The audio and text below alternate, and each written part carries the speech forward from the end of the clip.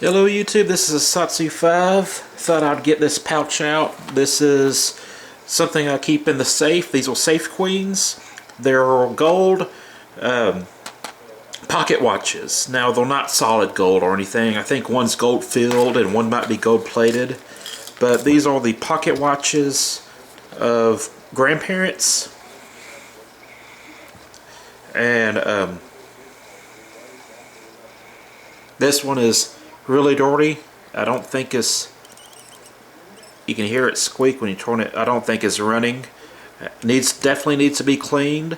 Let's see, I think this one's gold filled. Don't ask me to explain the difference between them.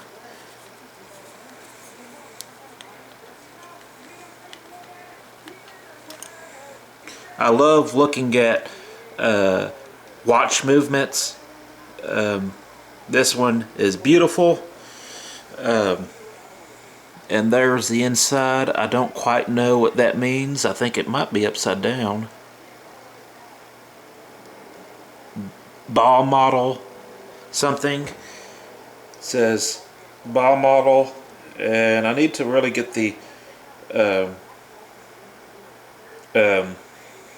has a serial number, but I really need to get the magnifying glass after it and do more research on it. And at one point I did look stuff up on these, but that's the one pocket watch that is not working.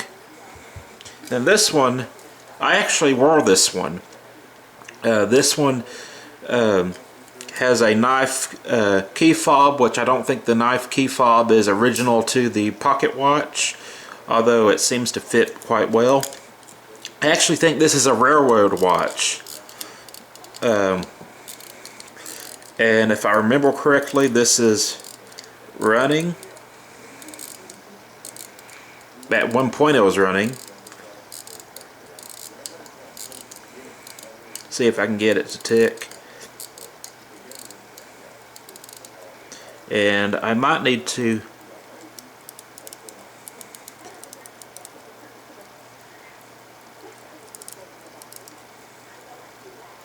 is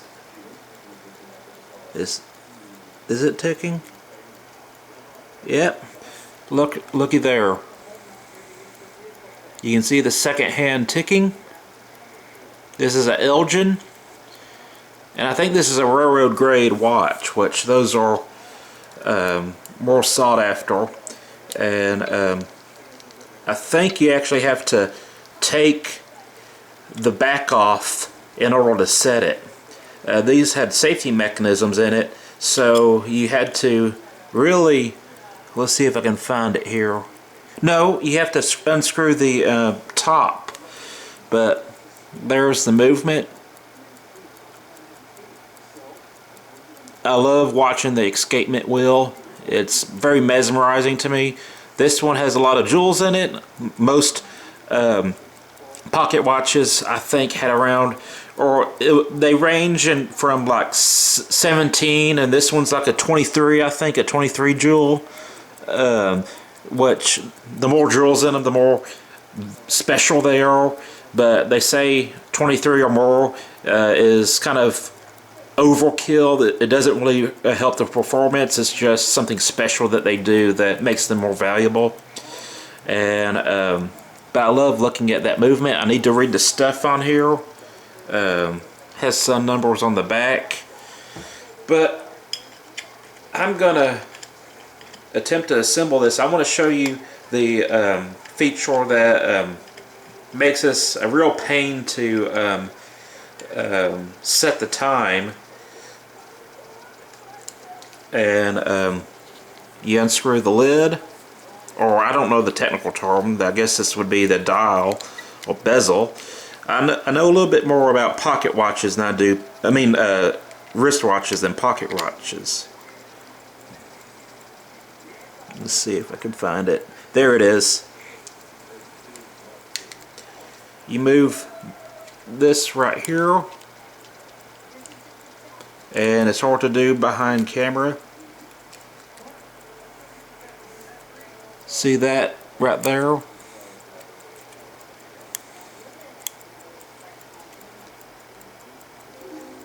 And you can move the time. Let's see. It is 10:45.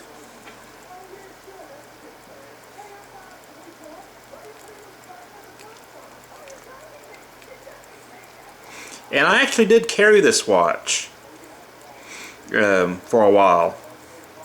I got it working, had the guy look at it, and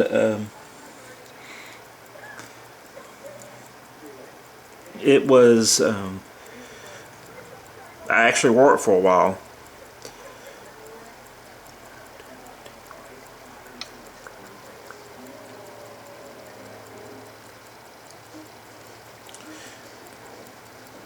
So I might actually carry this watch tomorrow as my primary watch.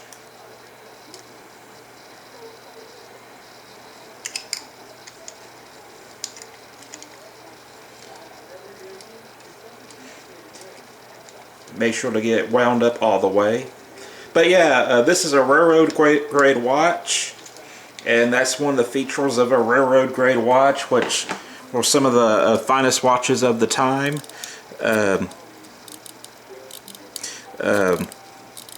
And that was so the bezel wouldn't accidentally get bumped and change the time. You can't have trains running into each other, and so they would put this mechanism underneath the glass that you would actually have to physically unscrew the, I want to call it the bezel or the face glass, I don't know what I want to call it, and it's finished winding. And so you had to unscrew this part to set the time, and then you kept it wound, and that way it would be right on time. You'll be synchronized with all the other watches, and you know, that's how you kept trains from running into each other. I wonder if you can hear it.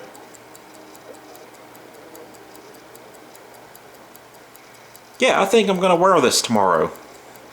Look forward to a Buffalo Wild Wings EDC update. I think I'm going to wear this just to enjoy the watch and to remember my grandfather. And it's just a pretty cool thing. When I took it to the jewelry shop to get it looked at, because I thought I broke it, because I kept on trying to set the time, and I didn't realize that that it was a railroad grade watch, that you had to unscrew the front part and do that. And I thought I broke it, and I was like, oh man, I wound it too hard. And the guy at the jewelry shop's like, you can't wind these too far unless you physically, you know, are trying to do it. These things are tough. And he looked at it. He was remarking about how great of a watch it was, and I left it with him to get it cleaned and stuff. And he gave it back to me. He's like, son, you know, enjoy your watch, wear it, use it. It's a good watch. And I left my cuckoo clock with the same people. And the cool thing about this mom and pop jewelry store, it's not the biggest jewelry store in the world. They mostly handle watches, but they do jewelry. Is that they will constantly encourage you to work on your own stuff, and not in a rude way, but like if it's something that you can take care of, I guess it's their way of passing down the trade. If there's something watch related where you're going to take the watch apart or whatever, if it's not something that's extremely difficult, they'll be like, hey, you should really go on YouTube, or you should get a book on this. You can do this. And they'll encourage you to get into the hobby of taking care of watches. And when I took my cuckoo clock up there, the guy said, you know, this is a simple enough machine that you can actually work on this. And when he hinted at the idea of me working on this watch, I was like, I don't know if I want to do that. Watches are very small, a lot of small parts. You don't want dust getting in there, And I watch videos on YouTube of people modding out Seiko XKX 007s and other watches, and I would like to do it, but those things about me that kind of inhibit me. One, I get frustrated very easily, especially with tedious tasks. Two, I am scared that I'm going to break something. And three, I don't have all the tools that I need. I'm collecting tools. I got a watch toolkit right here, and I got a press for pressing snap-on case backs and for snapping lenses out of the housing. So I have a lot of the tools, and I wouldn't mind getting an old automatic watch that's not very valuable. Like, if I can find a used Seiko XKX 007, I already own one that I love. But if I can find a cheap used Seiko XKX or something like that, something that isn't like very valuable, I would love to try to mod it out and well mod it out. But I'm happy with most of my watches, and I paid money for some of them, and these are priceless to me. So I really want to take care of them. I want them to be in good condition. So preferably, if I work on a watch, I want it to be a used watch that if I break it, there's no sentimental value to it, or I didn't spend a whole lot of money on it. The cuckoo clock, I'm going to try to do all future maintenance on it when I study up on it when the book comes in. And but the smaller stuff, this is very tricky. And as you know, I have very shaky hands. I have tremors. I have dysgraphia. I guess the best way to describe it is I have dysgraphia, which is a neurological disorder that gives you very crappy handwriting. And it also gives me tremors, like almost like Parkinson's, but it's not Parkinson's.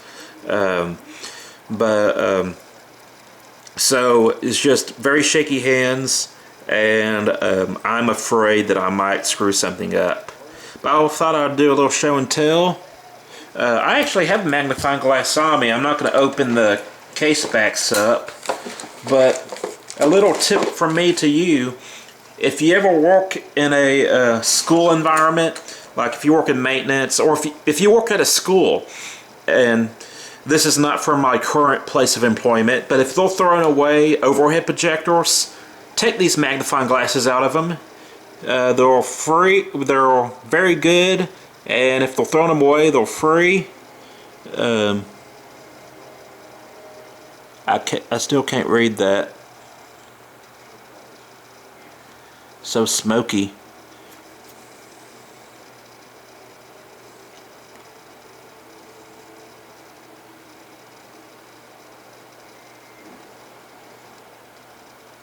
Oh well.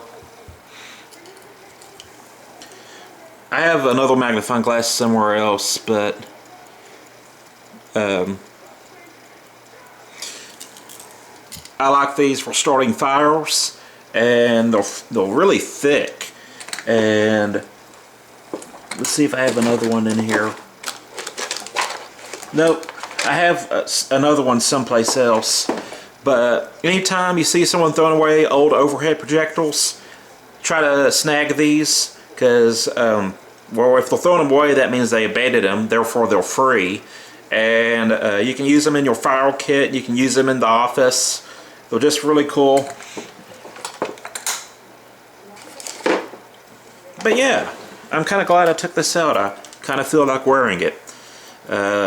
In my opinion, pocket watches are antiquated and kind of a hassle to use. I mean, I could essentially use my cell phone in the same manner. It's just not as classy as this. But you know, there is a charm to them. They just look cool, in my opinion. They're classy, and they harken back to a simpler time, and they make me feel rich. This is probably the nicest watch I own, excluding the iPhone watch, which smartwatches are pretty much trash in the investment world. They're a snapshot in time, and once they're obsolete and they're trash. Something like this will work 100 years from now. In fact, this thing might be over 100 years. I don't know. But these things will work almost forever. And as long as you have someone with skilled hands and knowledge, they can keep it running. So there's something to say about the staying power of a mechanical watch. So that's it. I thought I would show these to you, and I am out.